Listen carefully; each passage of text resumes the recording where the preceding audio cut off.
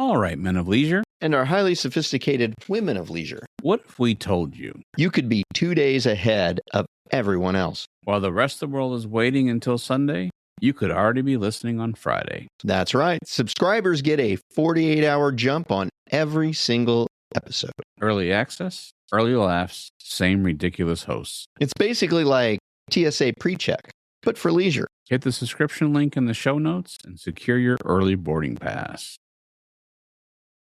Welcome to the leisure breakaway. Catch the sun and seize the day. Push the limit, feel the heat. Listen to the rhythm beat. Keep on moving, never slow. Where the yellow jersey goes. The tour is calling out your name. This is the leisure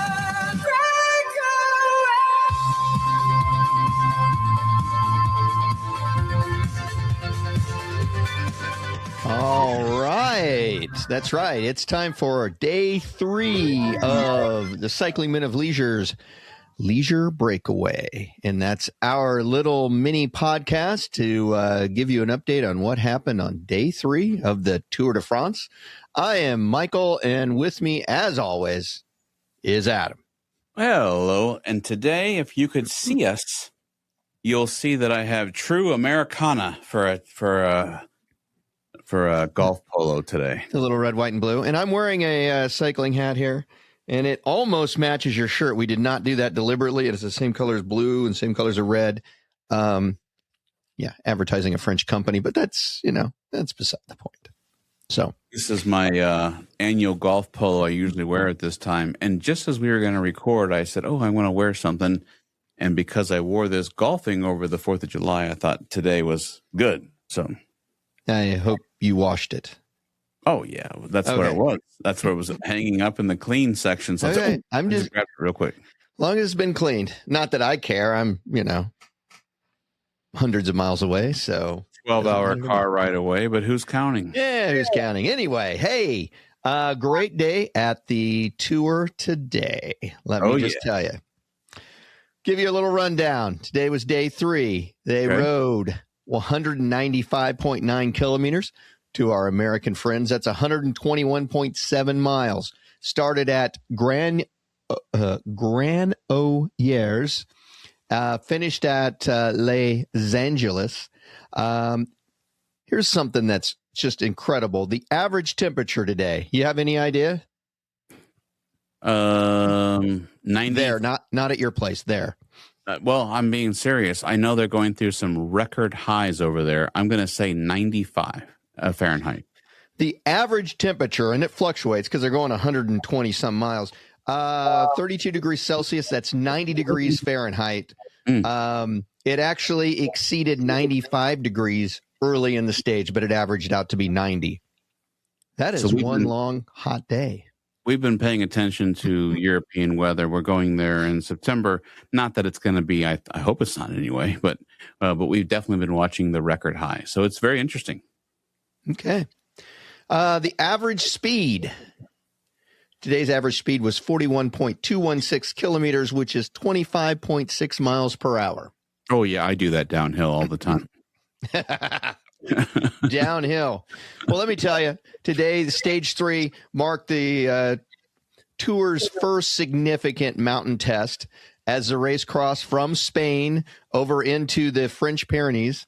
The day featured nearly 4,000 meters of climb and concluded with an uphill finish, making it the first real opportunity for the general classification contenders to test one another. A strong breakaway. It was awesome today. The breakaway was incredible. That was pretty much animated by Alex Bowden, who collected enough points, mountain points that is, to secure the polka dot jersey for tomorrow. So he'll be king of the mountain. I got to say, the final climb, UAE Team Emirates really just took complete control of the field. Del Toro was there, the winner of yesterday's stage. He really delivered a great lead out for his teammate Tadej Pogacar, which is exactly what he is supposed to do. Toddy just launched out at this great, massive acceleration towards the end. Vingegaard tried. I'll give him points. Tried to respond, but man, Teddy just exploded. Couldn't keep up. Basically, it shook up that Toddy did take the win today.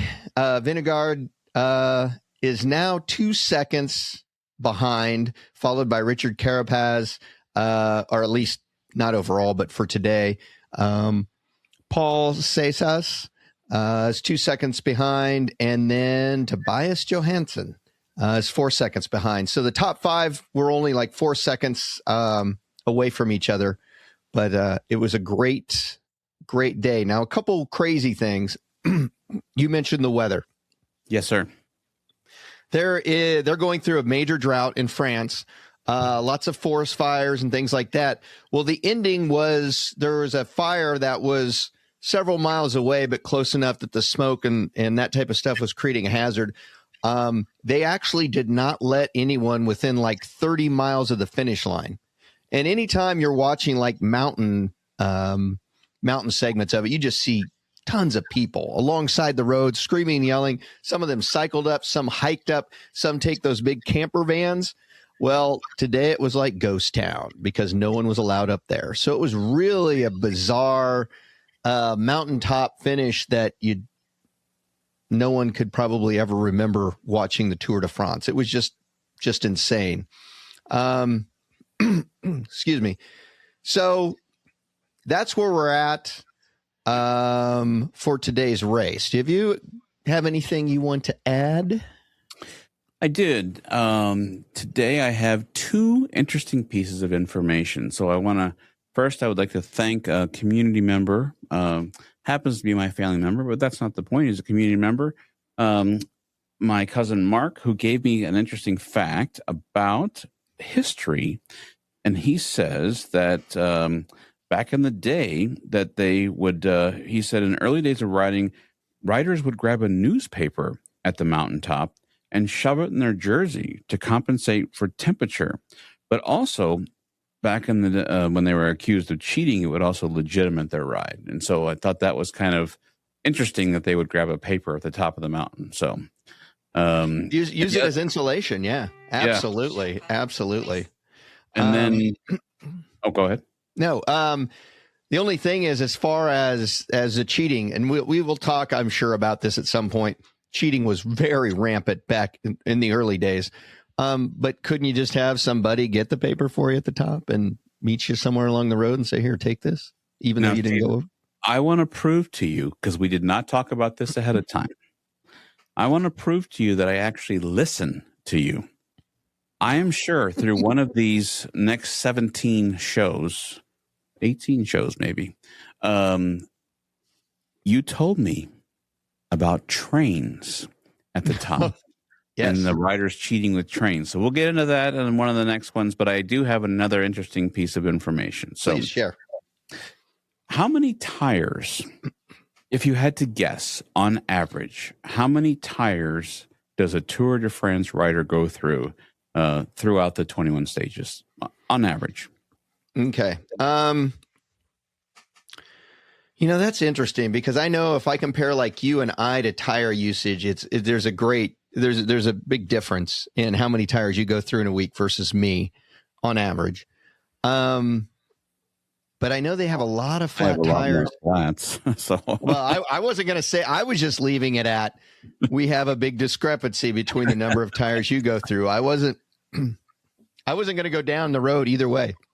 I'm going to say they have a lot of flats, putting a lot of miles on those tires. I'm going to say the average cyclist on the Tour de France for the entire 3-week period probably goes, I'm going to say, through 38 sets of tires. Well, according to Bike Radar, the source is Bike Radar, Tour de France, Tire Tech, Continental press release. On average, roughly 6 to 12 tires per rider over the 3 weeks is the average, depending on how you want to count it, the math. Wow. I was way over. The team mechanics replace tires every 500 to 1,000 kilometers as preventative maintenance as the tour runs, which is 3,300 kilometers. So riders wear through about 4 to 7 tires, 2 to 3 sets per mileage alone. And then if you add punctures, cuts, and special setups, gravel and time trial stages get different tires, then the real number lands around 10 plus. Continental says that the 7 teams it supplies will burn through 1,000 plus tires on the tour, roughly 18 per rider once you include the spare tires and backup wheels. Teams typically pack 100 spare tires for 8 riders. There you go. See, I was thinking when you asked that, I started thinking maybe they're just going to preventively replace the tires every single day. So that's how I came up with 38. That makes sense. You would think that they would, except for if they got, a flat or something. But I was kind of interested in that, and so I have a few other pieces, but I can't let them all out on this third show. So I'll be adding some interesting pieces along the way. So, well, cool. We look forward to those interesting tidbits that you're going to add. So, do you have anything else, sir?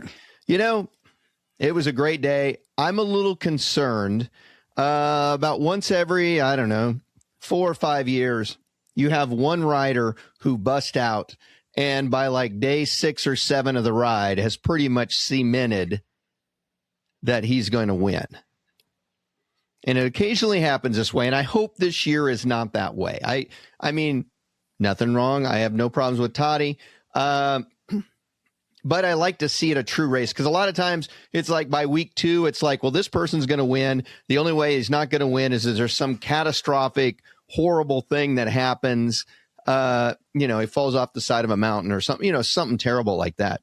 So I'm really hoping that, they're able to keep this close because it makes for much better watching. But tomorrow, stage 4, give you a brief overview on that. They're starting at Carcassonne, France, and they'll be finishing at Faubourg, France.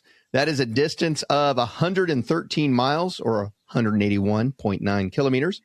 It's going to be a hilly stage, and it should be good. And if you watch it on part of the coolness of watching the Tour de France, in my opinion, is they show you a lot of the old churches and castles, and then they give you, Phil and the other guy, can't think of his name right at the moment. Phil Liggett, the main guy, will sit there and give you like an update. It's like, oh, this, castle here was built by whomever in whatever years. And that's always cool. Well, the opening town that they start out in is a medieval city. So I think there's going to be a lot of really, really beautiful churches and castles and things that you're going to be able to see along the way. The other thing I'm looking forward to, and that's not going to happen in the mountain stages, but when we get out to the farmland, then you get into the farm art where like farmers like decorate their fields with real intricate and interesting things. But the name I was looking for is Bob Roll. Phil Liggett, Bob Roll do the commentary. But it should be very interesting tomorrow. There's a chance that some other like Joanna Juan Philippe, Vanderpool, Van Aert. There's some chances that they can get in there and potentially win, that they're still looking for, extreme heat, that type of stuff. So tomorrow could be a good stage. So that's all I got. All right. Well, I love it. I'll look forward to tomorrow. And until then. Welcome to the Leisure Breakaway. Catch the sun and seize the day. Push the limit, feel the heat. Live to the rhythmic beat. Keep on moving, never slow. Where the yellow jersey goes. The tour is calling out your name. This is the leisure.